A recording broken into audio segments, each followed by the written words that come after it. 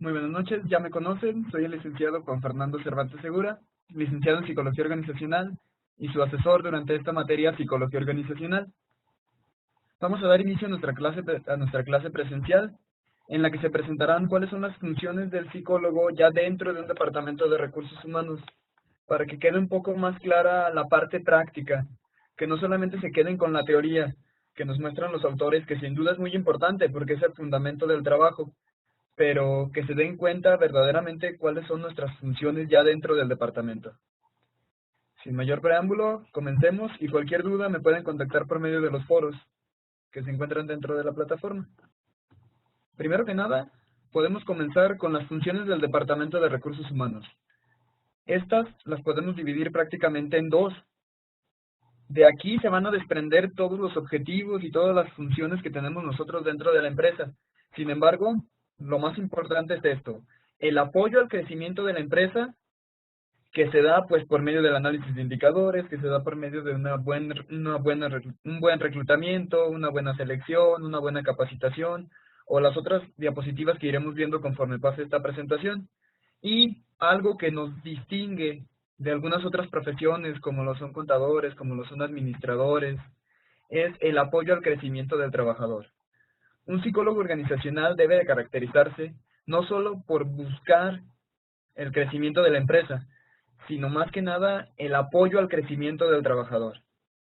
Debemos dejar de ver a los trabajadores como simples productores o como simples generadores de presupuesto para las empresas, y debemos comenzarlos a ver como personas, como ese Juan López que nos va a acompañar y que nos está ayudando a que la empresa crezca. Y esto es algo para lo que también debemos convencer a los dueños de las organizaciones o a la alta gerencia. Vamos a comenzar con las funciones ya específicas dentro del departamento.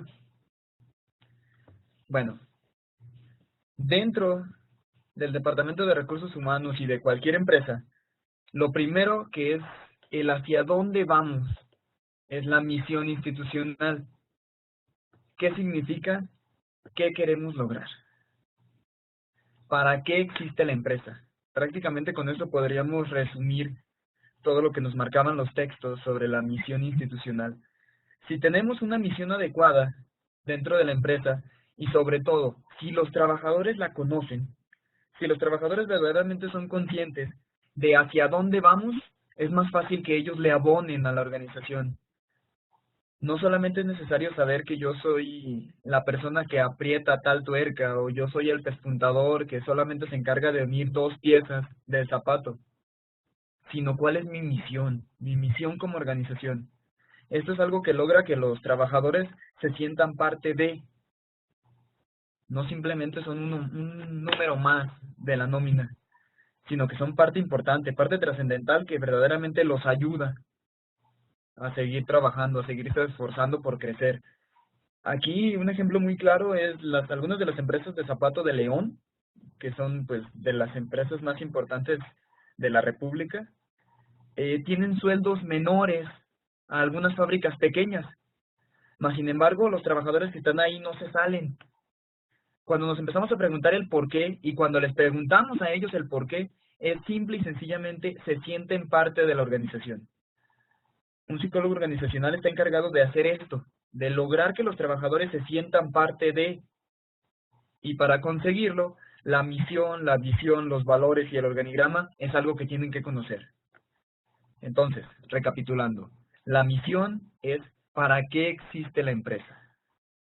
Ahora, la visión es parecida, mas sin embargo, la visión es a largo plazo. Siempre que nosotros empezamos a planear una visión institucional, es cómo me veo como institución, pero no en este momento, sino cómo me veo dentro de 10 años, dentro de 5 años, dentro de 15, dentro de 20. Podemos encontrar autores que nos marquen cada 5 años debe hacerse el cambio, debe hacerse la actualización. Algunos autores marcan que cada 10. Aquí dependerá mucho de la institución en la que se encuentra laborando el psicólogo organizacional. Mas, sin embargo, desde mi experiencia, les puedo decir que cada 5 años es un buen tiempo para hacer una revisión de la visión institucional.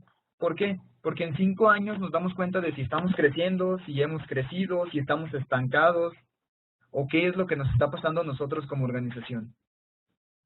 Entonces, recapitulando otra vez, misión, ¿para qué existe mi empresa?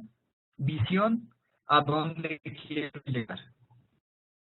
Continuando con las políticas empresariales, tenemos dos valores.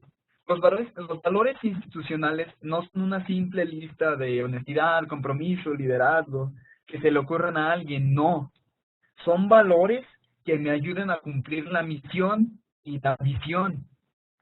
Por ejemplo, mi misión es convertirme en la empresa de calidad líder en el mercado, pues uno de los valores trascendentales tiene que ser la calidad, porque la acabo de mencionar en mi misión.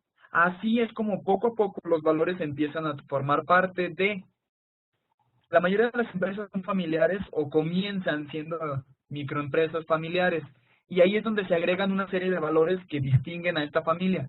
Mas, sin embargo, cuando se hace una revisión ya por parte del Departamento de Recursos Humanos, tiene que tomarse decisiones, tienen que hacerse adecuaciones, actualizaciones, para que estos valores vayan acorde con la misión y con la visión. ¿Por qué? Porque si logramos que todo vaya en sincronía, le facilitamos a los trabajadores el ser parte de, el sentirse comprometidos con la empresa. Como último y no menos importante de las políticas empresariales, tenemos el organigrama.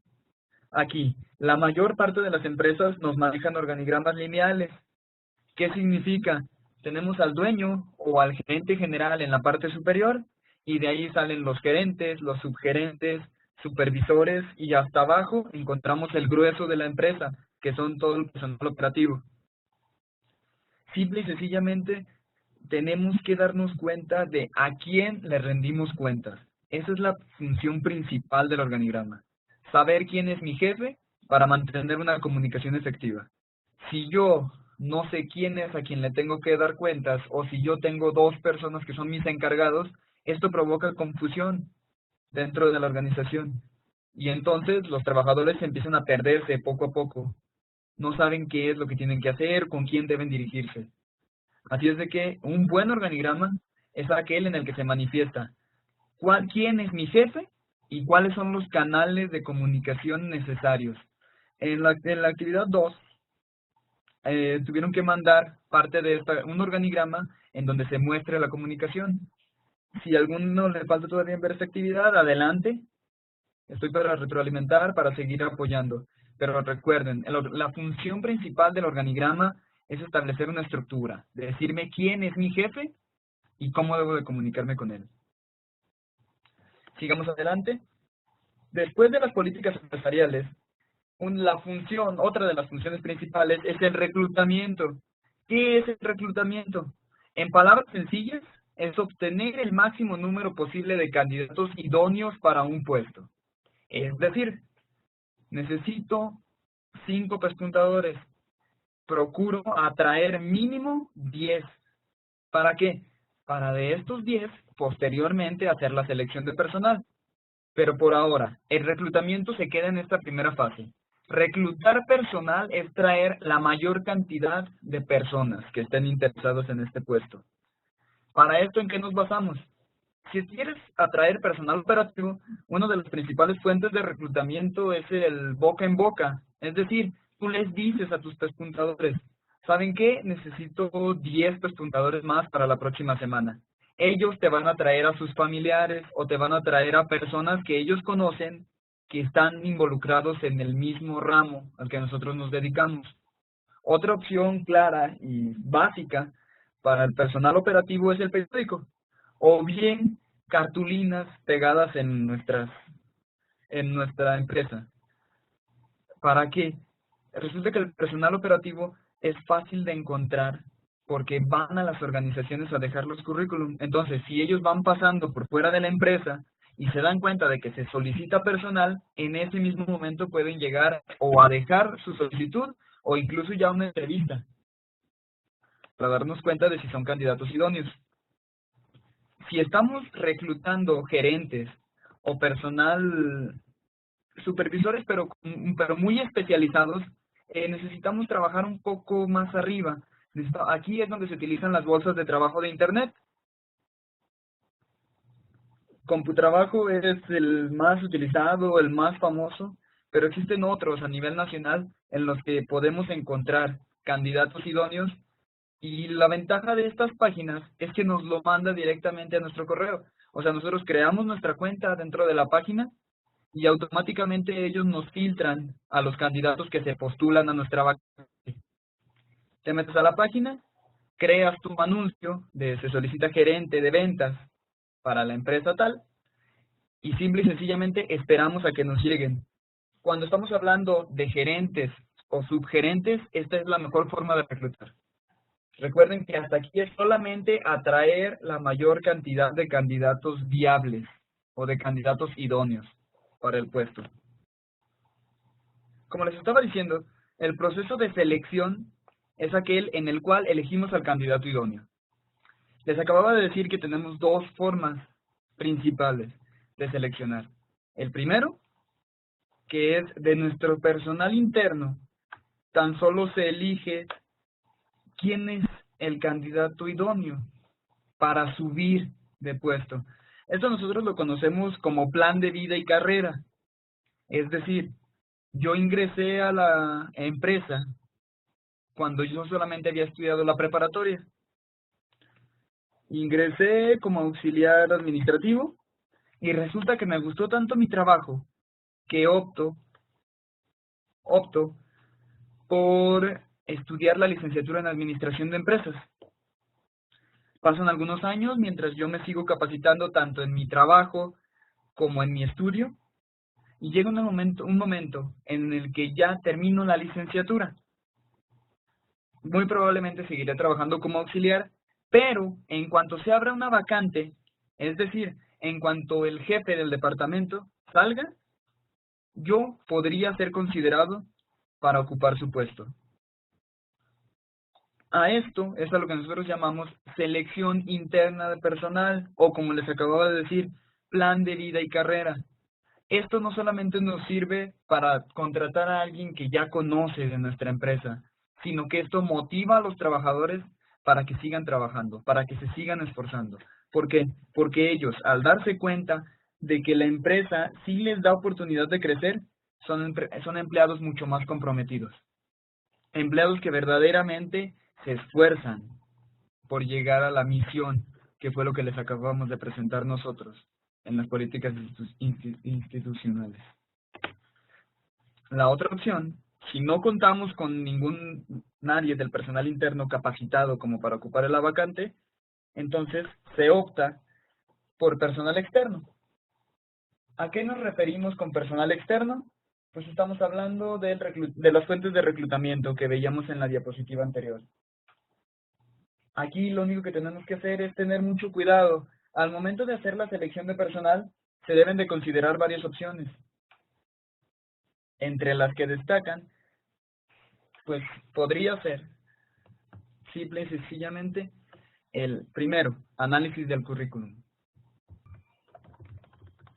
Aquí, lo único que nosotros debemos hacer es darnos cuenta de si la persona cuenta con el estudio y con la experiencia necesaria.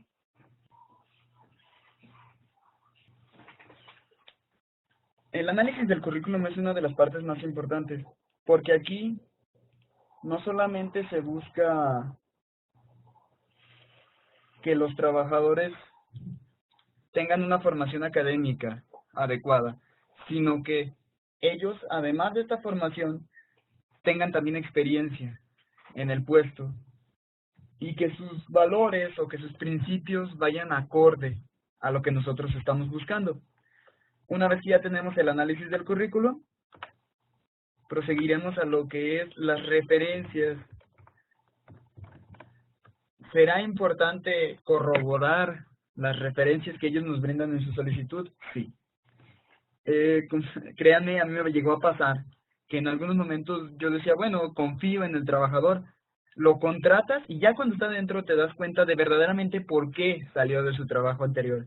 Me llegó a tocar algunas experiencias muy desagradables en las que te das cuenta que algunas personas no son lo que tú esperabas. Y pues aquí lo mejor que podemos hacer es no olvidarnos de las referencias. Una vez que ya corroboramos las referencias, pues hablamos al trabajador para la primera entrevista. Esa entrevista inicial la trabajamos principalmente para darnos cuenta de cuál es la actitud con la que viene esta persona. Viene verdaderamente a trabajar, viene a esforzarse, viene con humildad, viene desde una manera altanera. ¿Cuál es su personalidad? Un psicólogo organizacional tiene que conocer a las personas en base a lo que te expresan, sí, pero también en base a su comunicación no verbal. Por eso es tan importante esta parte. Aquí mismo, dentro de la entrevista inicial, se puede optar por hacer la aplicación de pruebas psicométricas. Hay algunas personas que no lo hacen al instante, sino que hacen otra cita para la aplicación de pruebas. Yo, en lo personal, me gustaba que después de la entrevista inicial, si veía que era un candidato adecuado para el puesto, aplicaba las pruebas psicométricas al instante. ¿Qué obtengo yo de las pruebas psicométricas? A mí siempre me gustó trabajar inteligencia, personalidad, habilidades que fueran acordes a lo que yo necesitaba para el puesto. Por ejemplo, si voy a contratar a un supervisor, lo mínimo que necesito es que tenga liderazgo y además que tenga comunicación efectiva. Si cumple con estas dos características, yo puedo trabajar sobre él para irlo moldeando, para ir logrando que se trabaje mucho más, que él crezca como persona y que me ayude dentro de la organización con lo que sería su puesto. Una vez que tenemos los resultados de las pruebas psicométricas, si el candidato sigue siendo viable, se llama una segunda entrevista, que es a profundidad, en la que no solamente participa el auxiliar o jefe de recursos humanos, sino que aquí también quien será su jefe. La persona que será su encargada, una vez que entre a trabajar, nos ayuda a tomar la decisión de si es un candidato adecuado. ¿Esto por qué? Bueno, el Departamento de Recursos Humanos tenemos, los psicólogos organizacionales, suficientes herramientas como para trabajar, como para conocer a la persona. Mas, sin embargo, quien verdaderamente será su jefe, quien estará con él día a día, debe de ser quien nos ayude con este visto bueno para trabajar. Incluso cuando el puesto es de vital importancia, por ejemplo una gerencia, se trabaja con el gerente general, esta entrevista a profundidad. O bien, si la empresa es muy grande, se trabaja con el personal directivo, lo que podrían ser pues los dueños de la organización. Ya cuando tenemos toda esta información generada, se hace lo que es ahora sí la firma del contrato, en la que se le estipula pues cuál será su sueldo, cuáles serán las prestaciones que se le brindan y en general su horario. Ya aquí es donde se presenta toda la información, por si él acepta o no acepta. En caso de que se cuente con sindicato dentro de la empresa, en este momento también se firma el contrato con el sindicato o, bueno, la asociación a este sindicato. Y aquí termina el proceso de selección de personal. Una vez que ya tenemos al candidato idóneo, no podemos lanzarlo a su puesto al instante, sino que existe un proceso de vital importancia para las empresas llamado inducción. Este proceso de inducción simple y sencillamente es un proceso de capacitación que se brinda al ingresar a cualquier organización. ¿Para qué? Para fomentar un vínculo entre el nuevo personal y la empresa. Les hablaba en las diapositivas anteriores que las políticas empresariales son la misión, la visión, los valores y el organigrama. Aquí, en el curso de inducción, por el que muy probablemente todos ustedes han pasado si se encuentran laborando o si han laborado en algún momento, es en el cual se nos presenta todo esto. Se nos dice cuál es la misión de la empresa, cuál es la visión, es decir, a qué nos dedicamos, qué es lo que hacemos y hacia dónde vamos. Aquí, a mí me gustaba mucho cuando daba los cursos de inducción, trabajarlo en específico. Es decir, si tú vienes al departamento de ventas, tú, como nuevo auxiliar o como nuevo jefe del departamento, ¿qué vas a abonarle a mi empresa? ¿Qué vas a hacer para alcanzar la visión? En este momento, desde el primer día en el que ellos entran a nuestra organización, ya van a empezar a trabajar por el crecimiento de la misma. Ya van a empezar a brindarnos estos frutos, a decirnos, a darnos ideas. que es precisamente para lo que se les contrata. Una vez que, bueno, el curso de inducción, recapitulando, lo tenemos para conocer la misión, la visión, los valores y el organigrama. Aquí mismo, si necesitan alguna capacitación más específica, los primeros días se dejan para esta parte de la filosofía empresarial y los siguientes de la primera semana se dejan ya para una capacitación más técnica, una inducción ya a su puesto. Suele trabajarse junto a un compañero que realice las mismas funciones, a menos de que sean gerencias o jefaturas, en la que poco a poco se va adaptando el personal. Muy bien, ya hicimos la inducción con nuestros trabajadores. Otra de las partes importantes del Departamento de Recursos Humanos es la capacitación. En lo personal les puedo decir que es de lo mejor que tenemos en el departamento. ¿Por qué? Porque aquí nos enfocamos en hacer crecer a las personas. Y si logramos hacer que ellas crezcan, automáticamente la empresa va a crecer.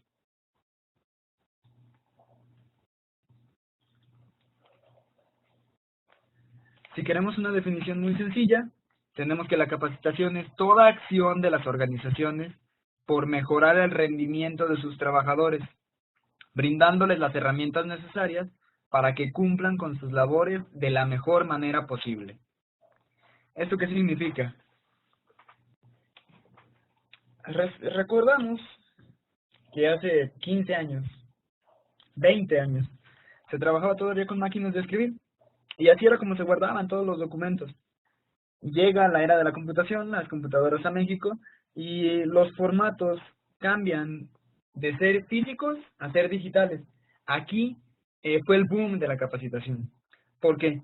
Porque todas las personas tenían que actualizarse. Todas las personas tenían que aprender a manejar estas nuevas herramientas que es con las que se trabajaba.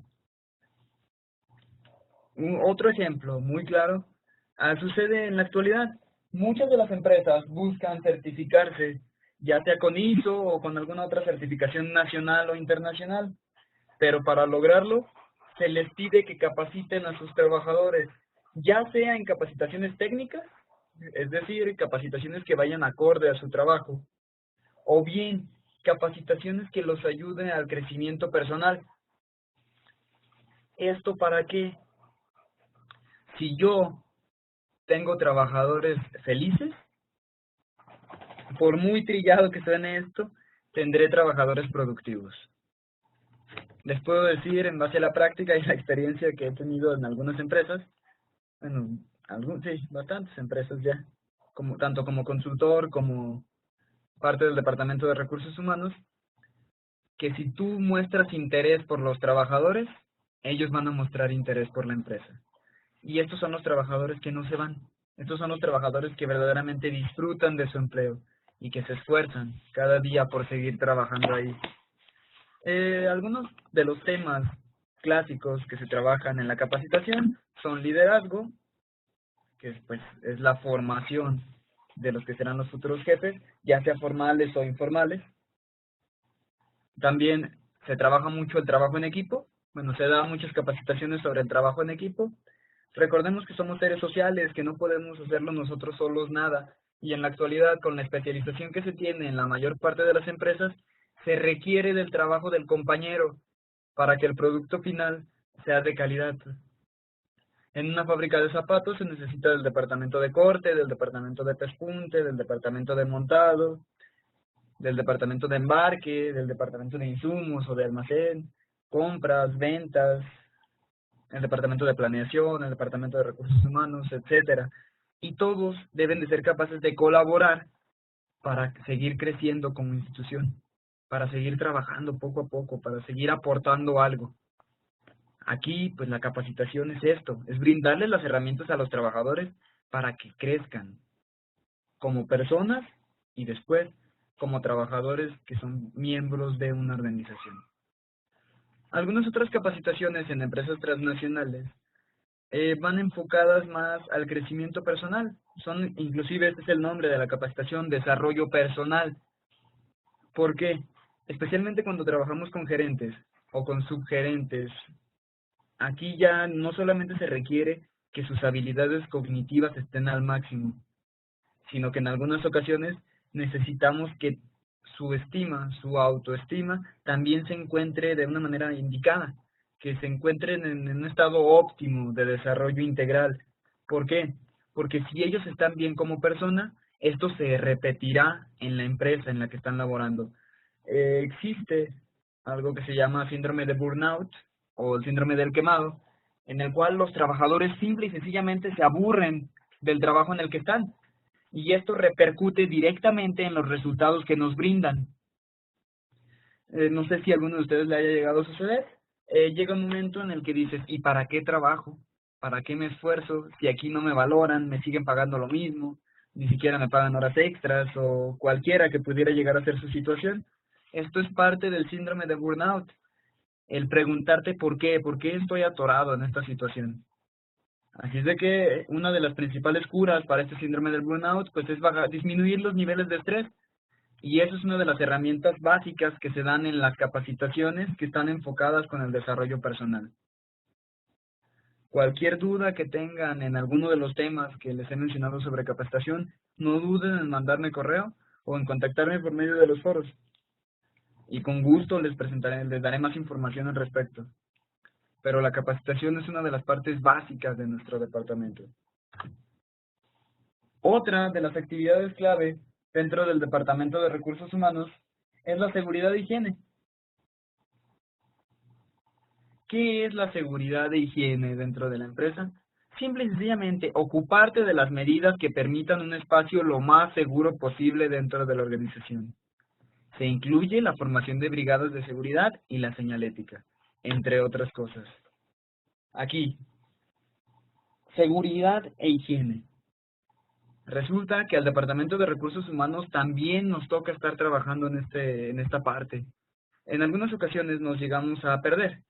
Llegamos a tener muchos accidentes laborales, llegamos a tener mucho ausentismo por parte de enfermedades que nosotros mismos provocamos, y esto nos va a pegar tanto en lo económico como en el proceso de producción. En lo económico, ¿por qué? Si se ponen a leer un poco sobre la ley del seguro social, entre más accidentes laborales tengas o entre más personas mandes tú a la clínica al seguro, hay algo que se llama prima de seguridad social y es el porcentaje que le cobran a la empresa por cada trabajador que él tiene pues afiliado al IMSS. Entonces, si tienes muchos accidentes, esto va a repercutir económicamente en que esa prima cada vez va a ser mayor. En vez de cobrarte un 10% del sueldo del trabajador, a ti como empresa te van a cobrar un 15, un 20. Y esto es lo que en muchas ocasiones hace que las empresas empiecen a ahogarse. ¿Por qué? Porque la ganancia cada vez es menor. Y recuerden que si nos regresamos a los objetivos del Departamento de Recursos Humanos o las funciones del departamento, son dos. Primero, el apoyo al crecimiento de la empresa y después el apoyo al crecimiento del trabajador. Si nosotros empezamos a trabajar con el crecimiento del trabajador en todas las áreas, pero descuidamos el crecimiento de la empresa, pues la empresa puede inclusive llegar a desaparecer por una mala administración de recursos humanos.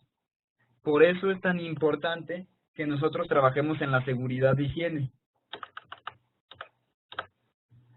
Ahora, aparte de...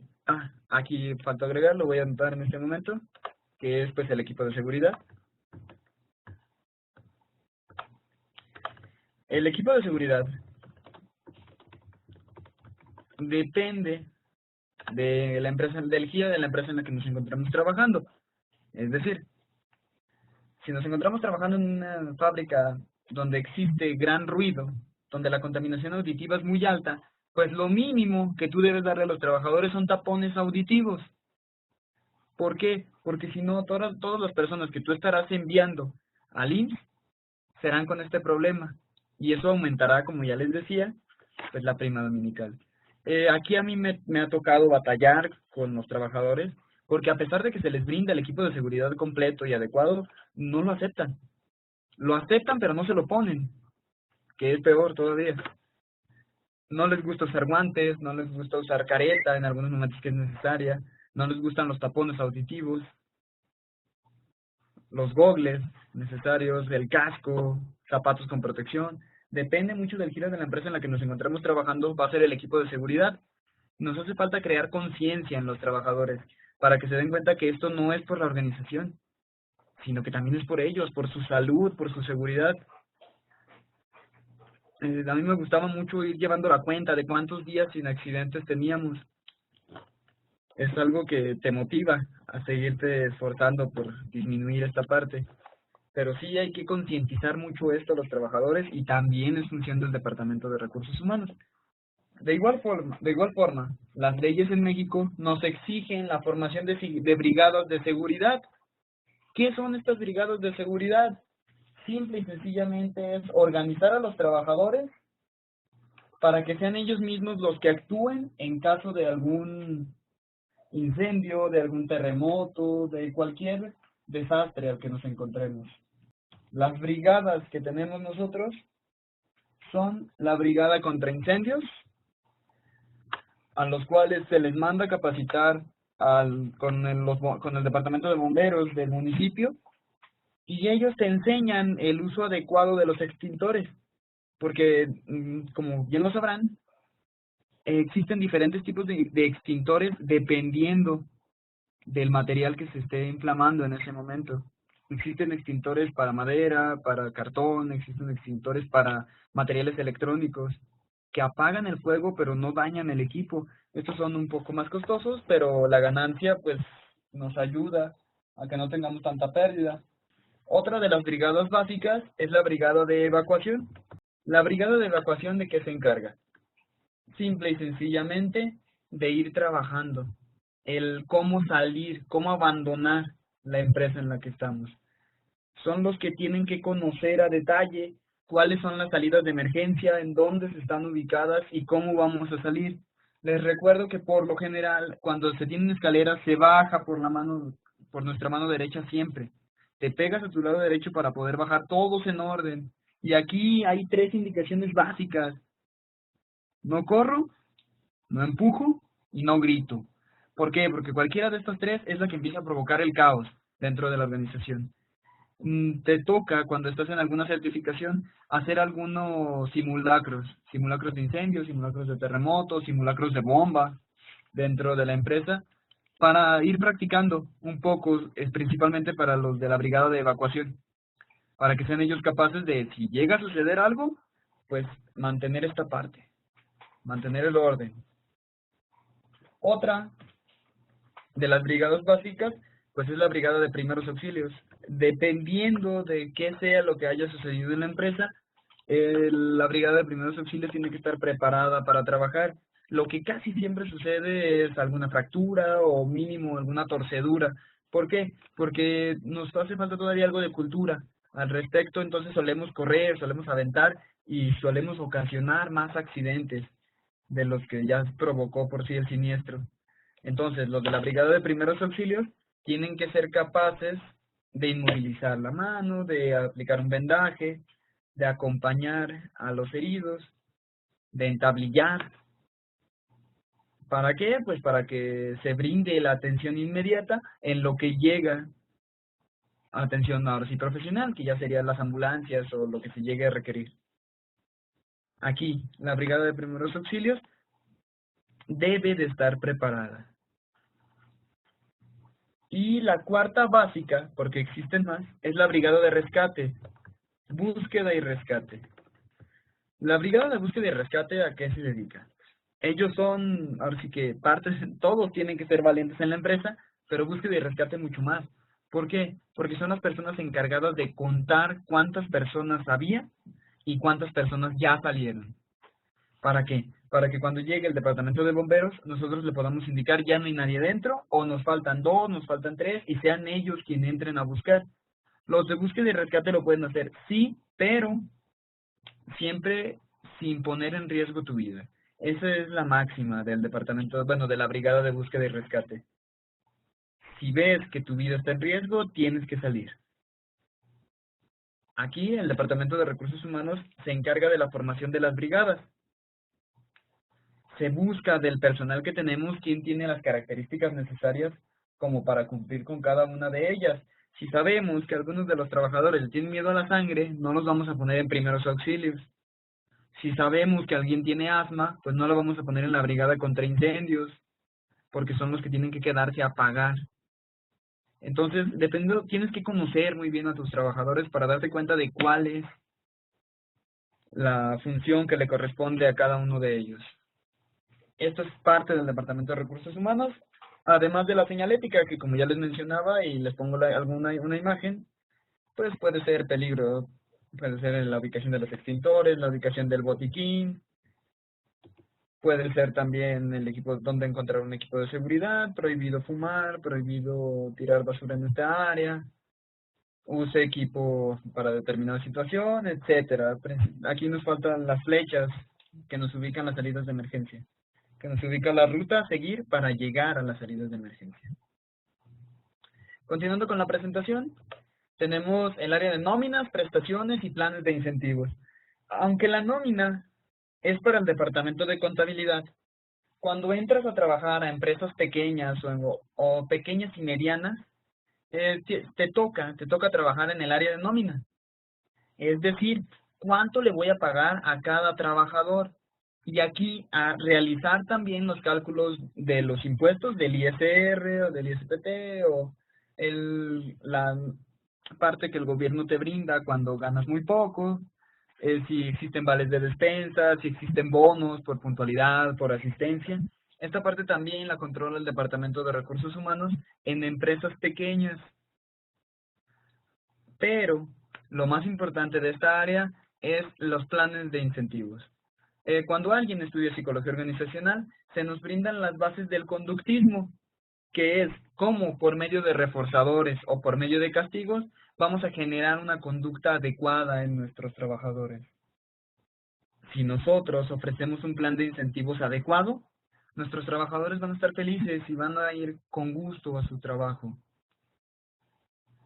Aquí, lo único que debemos de hacer es no solamente brindar prestaciones económicas, sino brindar otro tipo de prestaciones. Por ejemplo, pues organizarles concursos, organizarles, por ejemplo, ahora que acaba de pasar el 16 de septiembre, pues tal vez alguna fiesta patria, una comida mexicana en la que haya convivencia dentro de los diferentes departamentos. Que ese día no te vean como el jefe de recursos humanos, sino que te vean como un trabajador, que te vean convivir con ellos, porque el Departamento de Recursos Humanos es ese puente entre el personal administrativo y el personal operativo. Lo que yo les puedo recomendar aquí es que verdaderamente se acerquen a las personas, porque cuando ellos te conocen es cuando te empiezan a responder, y es cuando los niveles de rotación, los niveles de ausentismo empiezan a disminuir. Después del departamento de nómina, prestaciones y planes e incentivos, tenemos lo que es análisis de desempeño. Aquí, el Departamento de Recursos Humanos es el encargado de las evaluaciones periódicas que se hacen para buscar la mejora continua dentro de la organización. ¿Esto qué significa? Debemos ser capaces, simple y sencillamente, de evaluar. ¿Voy bien o qué me hace falta para crecer? Cuando nosotros hacemos un análisis de desempeño, no lo hacemos para correr o para despedir a alguien dentro de la organización, sino simple y sencillamente para darnos cuenta de qué es lo que le hace falta. ¿Qué le falta a esta persona para dar el 100, para verdaderamente brindar algo de calidad a la empresa, para luchar por la misión y por la visión? Existen diversas formas de medir el desempeño de los trabajadores, pero la mayoría es con el análisis de indicadores. Es decir, en una empresa que se dedica a las ventas, pues simple y sencillamente cuántas ventas ha concretado en el último mes, o sea, se puede hacer por mes, se puede hacer por quincena, se puede hacer por semana. Lo importante aquí es darnos cuenta de qué tantas metas se está cumpliendo. Y si no las cumple, tener un porqué. Entender como Departamento de Recursos Humanos el porqué de las situaciones. Si está vendiendo, ¿por qué está vendiendo? Si no está vendiendo, ¿por qué no está vendiendo? Y de aquí surge el diagnóstico de necesidades de capacitación.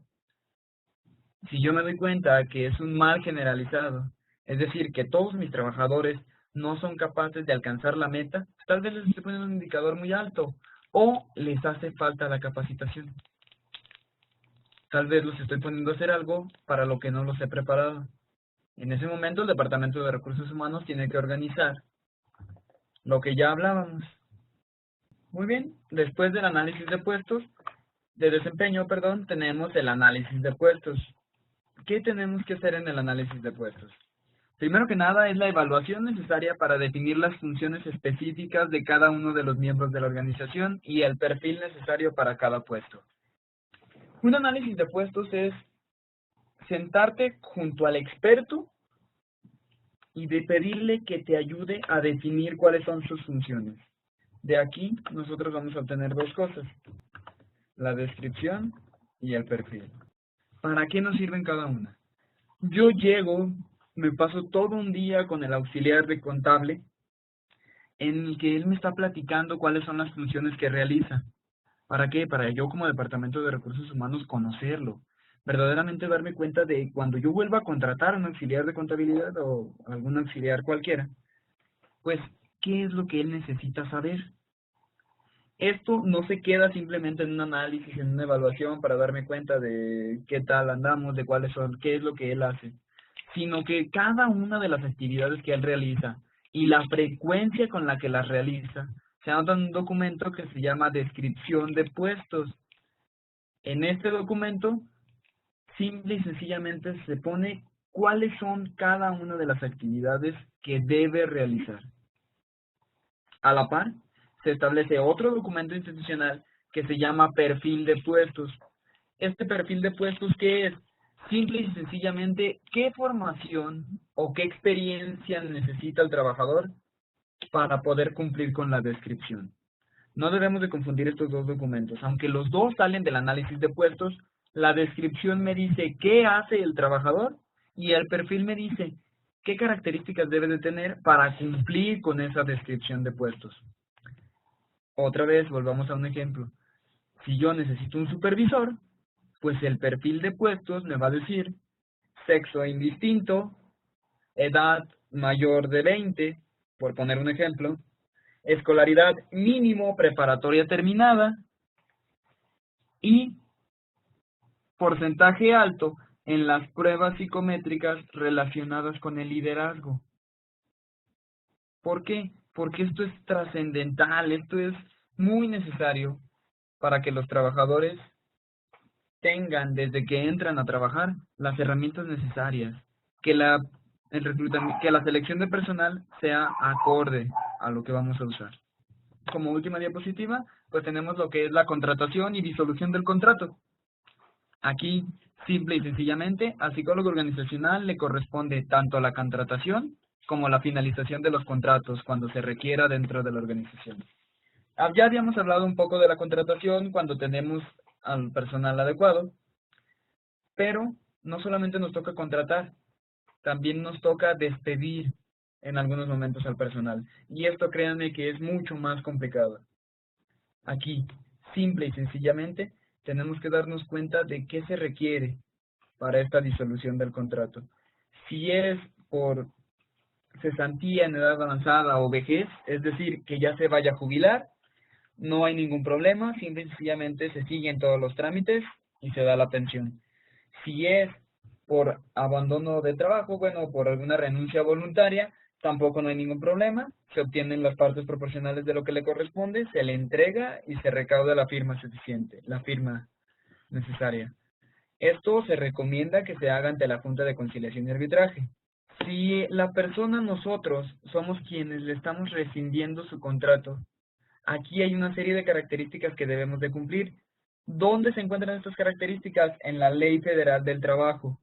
Lo único que tenemos que hacer es leerla poco a poco y ahí nos va a explicar uno por uno los artículos de qué me corresponde cuando me están corriendo de mi trabajo. El Departamento de Recursos Humanos todo lo que hace es este contacto entre lo que es el Departamento de Contabilidad, quien te marca a ti cuánto le vas a dar, y la plática con el trabajador para entregarle esta parte. Existen más funciones dentro del Departamento de Recursos Humanos, sin embargo, estas son las más indicadas, estas son a lo que verdaderamente nos dedicamos dentro del departamento, y pues espero que haya quedado todo claro. Saben que cuentan conmigo en cualquier momento, en el apoyo en el chat o en cualquier otra de las formas de contactarme, inclusive en mi correo electrónico pueden mandarme, no hay ningún inconveniente. Y pues con esto damos por concluido nuestra clase presencial. Espero que les haya gustado, que haya quedado claro principalmente cuáles son las funciones del psicólogo ya en la práctica. Porque los autores pueden confundirnos un poco, pueden darnos mucha teoría, mucha paja, pero verdaderamente a lo que se dedica un psicólogo organizacional, podríamos hacer este pequeño resumen. Sin más que decir, me despido. Gracias y hasta luego.